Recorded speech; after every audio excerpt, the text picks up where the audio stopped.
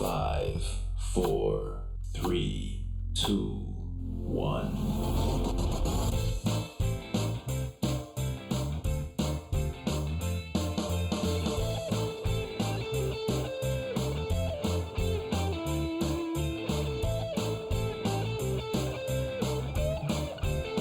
Hello and welcome to Trojan Vision's The Week That Was, where we cover the news and events for the week ending Friday, March 1st. I'm Paige Ray. Thank you so much for joining us today. Our top story: after an Augusta University nursing student was killed while jogging on campus, some students may be wondering what they can do to keep themselves safe here on Troy's campus. Reporter William Eldridge sits down with the Troy University Police Department to learn what you need to know. A safe, walkable campus for all is at the forefront of Troy University's mind. To make sure everyone is maintaining a safety-first attitude, we talked to Sergeant Farmer with the TUPD to give us some tips for staying safe while traveling on campus. Your major thing is put down your cell phone. You have to be aware of your surroundings. You certainly can't be aware of someone who's following you or hiding behind a bush or something because you are not paying attention to your surroundings at all. Sergeant Farmer also touches on the importance of people traveling in groups. It's always better to be in groups and not be by yourself. And when you're out at night, you need to be aware of your surroundings. Not just where you're at, but where you're possibly parking your car. Be sure that you're in a well-lit area. Be sure that your route to and from your car is well-lit. And, of course, if you can, be accompanied by someone else. If you do feel unsafe, you're welcome to call us, and we can walk with you across campus. Cameras have also been put into place around campus to track unwanted license plates to help ensure that no unwanted visitors are patrolling around the university. There are alerts as far as anyone who has ever done anything wrong on campus. They can be put into our watch list, and it's going to alert us if they are on our campus. You have people that, come on this campus during a certain time. They break into cars, and the flock system really does help with us identifying what car was in a certain area at a certain time. There are lists so that it helps keep people who have been banned or trespassed from our campus off of it so that we're aware of it and help to solve a lot of our property crimes and other crimes that are going on. William Eldridge, Troy, Trojan Vision News. Don't forget, TUPD uses a campus siren system that features emergency phones. Those are the tall poles with blue lights on them that are found around campus. Once activated, a TUPD officer will be routed to that location. Have you or someone you know ever experienced poverty? Troy's Office of Civic Engagement hosted a poverty simulation to help students understand the reality some of their classmates and neighbors may face. Reporter Camille Coney has the details. The Poverty Simulator walks students through the struggles that many members of our community face. Take on the role of a family member, and they go through 4 simulated weeks with their specific situation that's provided by the simulation kit. They just get to have basically a simulated experience of living a life as a member of a community with a low income. One student attended the simulation to understand how inflation and the economy affects the poverty rate. A better grasp of what some people might be experiencing in life at this time, and of inflation and the economy not being so great. The simulation is designed for students to understand how having a limited income contributes to poverty.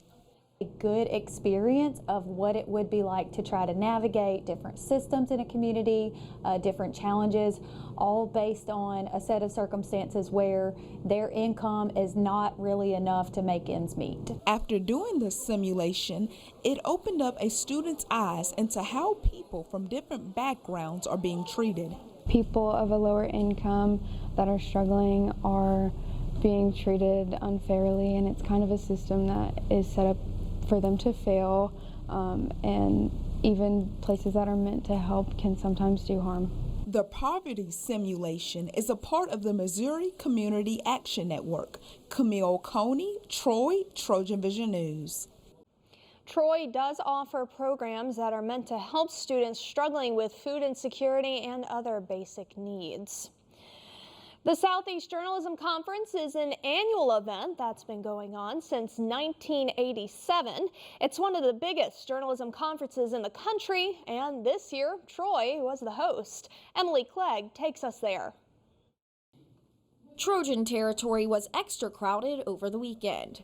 This is because Troy University hosted this year's Southeast Journalism Conference. It's made up of several dozen schools that come together in order to have their student journalist network, have better access to professional journalists, and just kind of ignite a passion for the industry. Many students traveled multiple hours to Troy to learn about journalism and grow their skills. I feel like I've had some networking opportunities where I could meet other people around my age that want to do the same thing after graduation. So I think that that's probably been what I got the most out of it.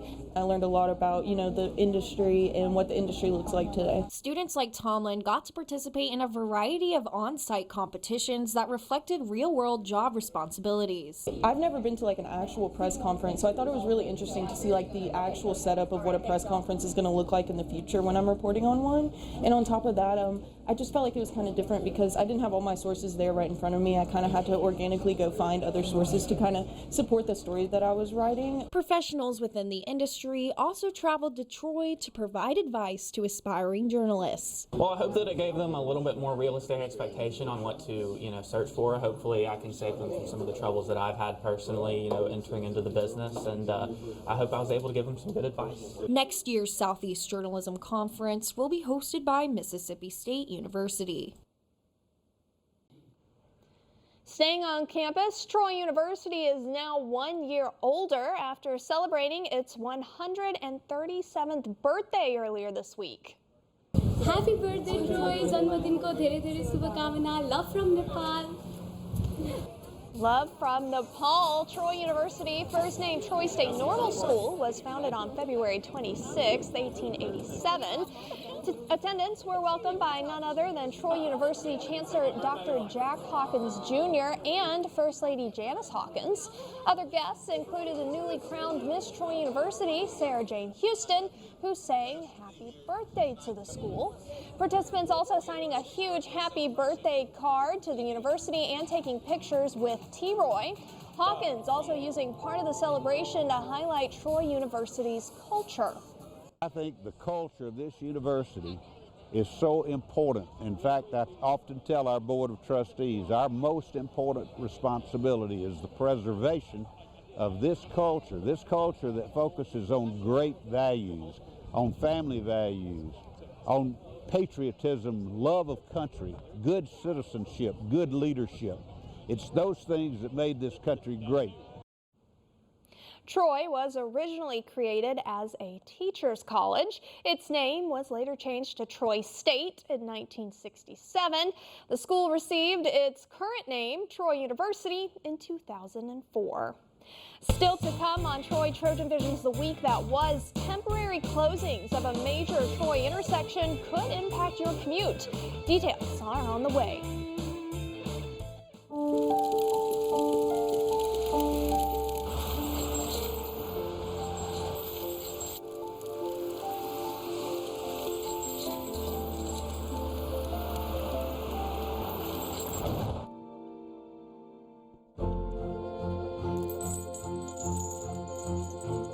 Did you know dragging chains can spark a wildfire? Only you can prevent wildfires.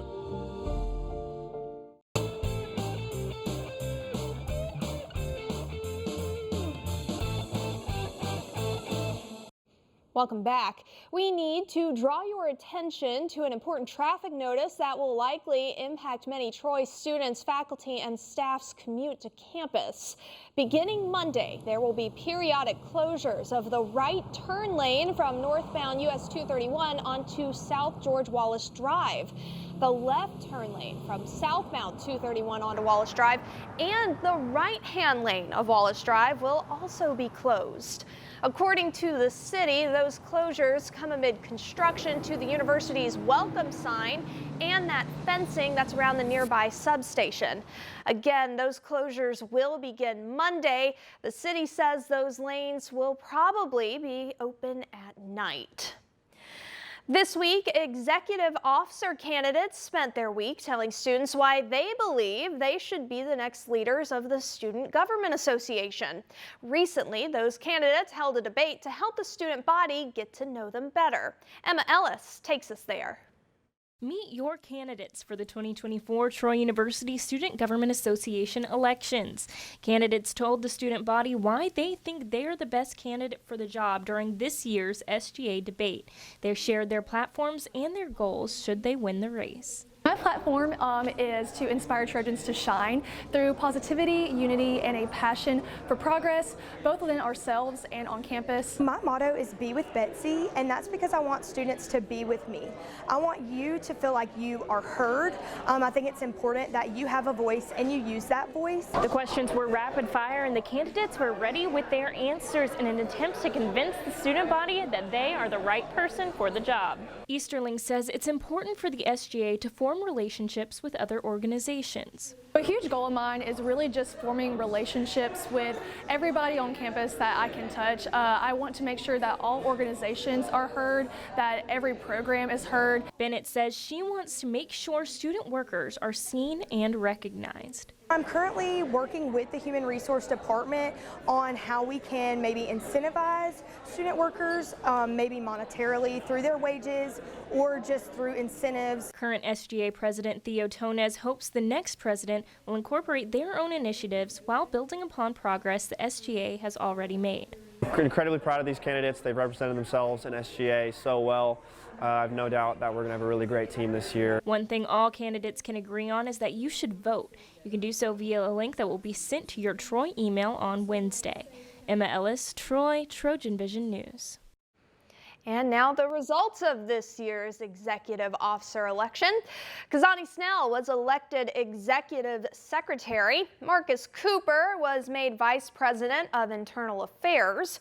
Bernard Thomas clinching vice president of campus affairs. Caleb Smith is now executive vice president. And finally, Betsy Bennett was elected as the Student Government Association's president. These executive officers will serve during the 2024-2025 school year. And staying on campus, some students may have a better idea of what major best suits them, or at least that's the hope after this week's Career Services Major Exploration Fair. Here you see Troy students, mainly freshmen and sophomores, learning about the majors Troy University offers. During the fair, representatives from almost every major were on hand to answer questions and help students decide what major would be best for them. This is the one time in the year where all the departments come out to talk to our Pathfinders, which are our undecided students, about what opportunities there are in the programs, in the majors, what minors there are. Just basically a one-stop shop for students. Over 40 tables were at this week's Exploration Fair. Career Services' next event will be an education fair this coming Tuesday. And some students are happy graduating after just 4 years, but others sometimes want more. If you're interested in applying to graduate school, the Psychology Club hosted a lecture about what graduate school is like and how you can go about that process. Sarah Campbell has the recap. After graduation, some students seek even higher education. In collaboration with the Psychology Club, guest speaker Frank Hammonds talked to Troy students about graduate school. It really depends on a person's career goals, but a lot of people have academic interests or they're pursuing careers where attending graduate school is going to be really beneficial to them. Hammonds talked about the application process, how students should go about choosing a program, and what to expect when they get there. A lot of our students do go on to graduate programs, and so I'm just trying to help them get prepared. While there are many benefits to graduate school, there are also some factors students should keep in mind. Students need to take into account the cost and the location and whether the program's in person and online. So there's just a lot of things to consider that may differ program to program. Troy University offers several options for graduate programs. But what should students do before applying? Students usually want to start by talking with their advisors, talking with their professors, talking with their friends, and looking online to get information about different programs. Hammond says the most important part of the process is to stay on top of things. Start early, prepare. There are a lot of things you have to do to apply to graduate schools. Always be aware of the deadlines. And get to know your professors and if possible, get involved in research with them. Sarah Campbell, Troy, TrojanVision News. Staying with higher education news, students from all of Alabama's public universities recently converged in the capital city for Higher Education Day. The day is an opportunity for students to rally support for all of the state's colleges. Micaiah Woods takes us there. On Thursday, Alabama held its annual Higher Education Day in Montgomery, Alabama. Gordon Stone, the executive director of the Higher Education Partnership, had a few words of encouragement for its attendees. We want you to have dreams. We want you to be able to reach. We want you to be able to be innovative. We want you to have vision. We want you to have the energy that it takes to make Alabama the best so you can drive to the basket. Lucas Parker says he hopes that lawmakers can remember a college's impact on students when making new bills. The goal every year is kind of just to reach legislators and senators and be able to tell our story about how our university has impacted us, and then we hope that throughout the year during their legislative sessions they kind of remember our stories when they're making bills about education and about higher education. Elizabeth McMahon says that during the event, schools talked with legislative members about the importance of college and showed some school spirit. As much Trojan pride and show and represent Troy University to the best of our abilities, and I think we achieved that goal. We tried to be loud. They knew that Troy was there, and we got to talk and discuss some things with different important people there. Micaiah Woods, Troy, TrojanVision News. Over the weekend, Troy University hosted its annual Flute Day in John M. Long Hall. There, students got to learn more about flutes and the music those instruments make. Alexis Phelps has that story. Flute Day is not only celebrated at Troy University, but also by other students and organizations around the nation. It's not a new idea to have a Flute Day. There are lots of universities that have this kind of event, but I thought it would be great for Troy to have an event like this, just not only to get to know the students in the area, but serve as a way to get all flute players together. Multiple vendors from businesses such as Arts Music Shop and Woodwinds Our Life attended this event to offer their services to students. Like to just be in the space with a lot of different musicians, and it's really fun to see the people just starting out. I've actually been repairing different little minor repairs like all day on everyone's instruments. I started with a piccolo, and then I saw a lot of flutes. Flute Day gives students the chance to increase their knowledge on flutes and music as well as instrument care. My favorite part of the event has honestly been the master classes, because we have, incredible guest artists working with us and helping give feedback that we can apply not only just in the music that we played today, but in music in the future. Small says now that Flute Day 2024 is a wrap, organizers are already turning their attention to Flute Day 2025. Every February, it's the last Saturday of the month, so we'll have one in 2025. I haven't looked up the date yet, but I'll get the website changed pretty soon for that new date. Alexis Phelps, Troy, TrojanVision News. Staying with community coverage, February was American Heart Month, and the Pike County Heart Board was working to promote having a healthy heart. That's why earlier this week, the board hosted its annual Heart Walk. Belle Johnson takes us there. Those in the Troy community got their blood pumping at the Pike County Heart Board's annual Heart Walk. It's an annual event that we have. It is to raise awareness to heart disease and stroke. The event provides a way for participants to learn more about maintaining a healthy heart. A lot of people don't understand how many strokes kill somebody a year. The heart disease is the #1 killer in America. Things like that. So it's that, and to be heart healthy, get in and walk, get active. 83-year-old Jesse Dix participated in the Heart Walk and says he comes to the City Recreational Center's walking track almost every day. Well, I got arthritis in both knees, and my doctor says you got to walk, and he wants me to walk 7 days a week. While the main event of the Heart Walk was, of course, the upstairs walking track, there are a few other ways participants could be active. A dance floor was set up on the lower level of the City Rec Center, and vendors also had activities to encourage different ways of promoting heart health. Any type of physical activity for at least 30 minutes a day, it increases your heart pumping. So we try to raise awareness for that. To learn more about the Pike County Heart Board, you can find them on Facebook. Belle Johnson, Troy, TrojanVision News. Profits raised from the Heart Walk were used to donate AED machines to local Pike County schools. Staying with health news, Trojan Outreach held its Healthy Relationships seminar earlier. Its purpose was to teach students the key factors of a healthy relationship. Nick Wright has the details. On Wednesday evening, Trojan Outreach hosted a Healthy Relationships seminar in Patterson Hall. Their mission was to help students understand the key factors in a healthy relationship as well as determine the factors in one as well. We did our Healthy Relationships presentation for the leadership scholars so that we can make sure that students are being safe when they're interacting with other people on campus. One Trojan Outreach member says that she hopes students can leave the seminar and comprehend the importance of effective communication. I hope that students go home and start having these conversations to make sure that they're communicating effectively in their romantic and non-romantic relationships.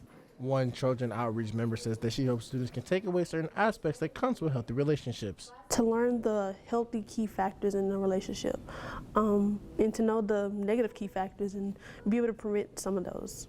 In addition to going over key talking points and defining a healthy relationship during the seminar, they played different games to help students understand the difference between unhealthy and abusive behaviors. So we did a red flag versus green flag exercise, and this is so that students can go out and realize like the bad and good things that are happening when they're talking to other friends and their romantic partners, just to make sure that they know the difference between unhealthy and abusive behaviors. To learn more about Trojan Outreach, they say you can follow them on their social media pages. We post daily on our Instagram. Our Instagram is Trojan_outreach. We post mental health tips, self-esteem, what to do if something happens to you. So if students need extra resources, they can always go follow our Instagram just to make sure that they're getting the help that they need. Nick Wright, Troy, TrojanVision News. Trojan Outreach's next event is Project Semicolon, which raises awareness about suicide prevention. Next on Trojan Vision's The Week That Was, it's been a record-breaking year for Trojan athletics. That story and more is on the way. The Week That Was, we'll be right back. We all dream, but dreams quickly become distant memories unless we do something about it. Do everything in our power to learn to lead.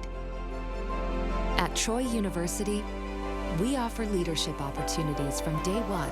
We're dedicated to teaching a new generation to lead change. Do you have what it takes to change the world?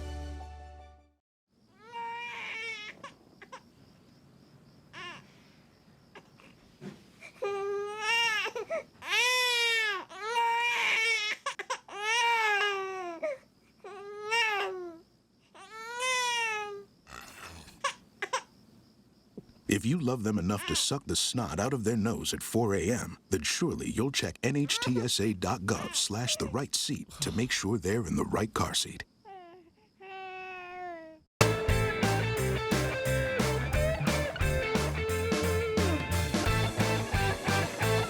Thanks for staying tuned. Students who were eating dinner in the Trojan Center got dinner and a show earlier this week. Check this out.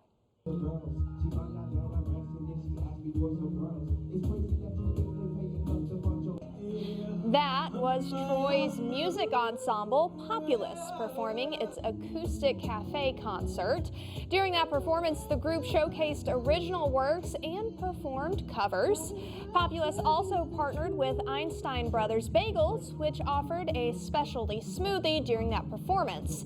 Audience members could also enter a raffle giveaway for a free coffee from Einstein. And fun fact, Trojan Vision's anchor and reporter Sarah Campbell was at that performance and ended up being one of the winners of that raffle. In other news, the 2004 state champion pond pine, located in Troy University's Arboretum, has been named the largest of its species in the state of Alabama. Joyer Spencer has the story. Standing tall in Troy University's Arboretum, the 2004 pine tree claims the title of the state champion tree. It showcases the natural biodiversity that can be found in the state of Alabama. It was discovered back in the 1990s, and it was actually state champion then, but a larger one was found in another county. Despite the other challengers in the state, the tree, thanks to Troy's maintenance, has reclaimed its crown. In particular, we want to work with ones that are rare or threatened or endangered, and this is one of the species. According to Diamond, the Arboretum focuses on protecting the animals and plants that call the space home. Just encourage everybody to come out with this wonderful spring weather, plenty of places to walk, picnic, and just enjoy the nice springtime. The Pinus Serratina is located on the self-guiding Magnolia Trail, which is about a half-mile long. Jory Spencer, Troy TrojanVision News. And that Magnolia Trail is one out of 9 trails inside the Arboretum.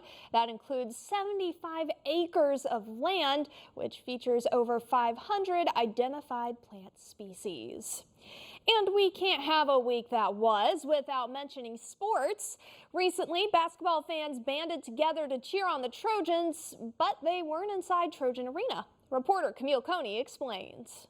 Baumhauer's Victory Grill hosted a watch party for Trojan basketball fans to attend as they took on the Arkansas State Red Wolves. As guests came in, they were able to enjoy buttery popcorn, good food, a tight game, and as they left, they were able to take home souvenirs. Despite the loss, fans are still hopeful that the Trojans have a chance at the championship. It feels great. I think that we do have a really good chance at winning the Sun Belt. I really hope that we do get another championship. A fan favorite player of the Trojan men's basketball team is Spud, also known as Christian Eugene. My favorite players, I'm going to say with an S, because it's Tayton Conaway and Christian Eugene, because they show leadership on and off the court, and they're just all around really good friends. Spud, the way he acts on the court, out the court, the way he interacts with people, just an all-around good guy. Well, Spud Eugene, I just love him. I love everything about him. He's good on the court, off the court, and he's a true leader. With Coach Cross having over 300 wins, fans are confident that he'll lead us to victory. Coach Cross has done amazing things for the Trojans, and I genuinely believe he'll keep doing the same thing that he's been doing. Just like he's done, just a steady pace. Scott is tried and true and just steady leading us. I can't wait to see them on that floor on Championship Day, March the 11th. I have all the faith in the world in this team and in Coach Cross that we will get there. Camille Coney, Troy TrojanVision News. Staying with men's basketball news, the program has seen historic success on the court and record-breaking numbers around it. Nathaniel Bliss has the stats. Trojan Arena has been a fortress. Through 17 home games, the Troy men's basketball team has put up a win-loss record of 15-2, their best in 56 years, matching the 1967-68 team. Those wins were earned in dominating fashion with 11 double-digit victories. Their biggest win over Division I opponent was against ULM, where the Trojans beat the Warhawks by 28 points. The Trojans' 17 wins in this building puts them at joint second in the country in terms of home victories, tied with fellow Alabama school Stanford and Power 5 Iowa State. The only program that has more wins is Nebraska at 16. When you play women's basketball, men's basketball, you're playing at Trojan Arena, and you're an opponent coming in, you know you're going to play a quality team. You know you're going to play with students that are loud and proud to be Trojans and a great fan base. Not only did the Trojans show up at home this season, but so did their fans. 50,886 packed the stands, the most in program history. The average attendance of 3,052 was also a record, up by 16 from last year. In fact, 4 of the top 10 most attended games in Troy's history took place this season, including a crowd of 5,110 that saw Troy take down rivals South Alabama. Going back to that South Alabama game, we were 10 tickets short, 10 people short from setting the all-time attendance record, which, by the way, I stood for over 11 years now when we opened the arena versus Mississippi State. That was an incredible game day. Athletic Director Brent Jones says that Troy Athletics is continuing to invest in the game day experience and that they aren't done trying to break records. We'll digest what worked, what didn't work, how can we continue to increase. It really starts with building off our season ticket base. We want to be able to continue that. Then it's going to talk about having the best fan experience, and that's parking, that's concessions, that's promotions, that's putting together a really great promotions and marketing plan as well. That's investing the resources into it. So I will tell you this, we want to compete for championships on the court in all of our sports. We also want to be able to break records in the stands. Till we see you next time, we hope you have a